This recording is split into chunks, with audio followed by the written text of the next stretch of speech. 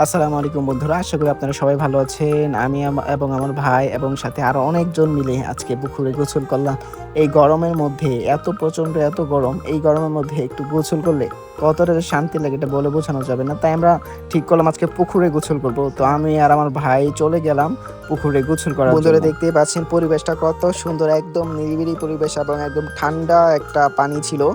তো গরমের মধ্যে আসলে ঠান্ডা পানি আমরা খুঁজছিলাম। তো এইখানে এসে দেখি পানি অনেক ঠান্ডা। তো এই গরমের মধ্যে সবাই লাফালাফি করলাম। দেখতে পাচ্ছেন সবাই কত খুশি এই পুকুরে নামতে পেরে।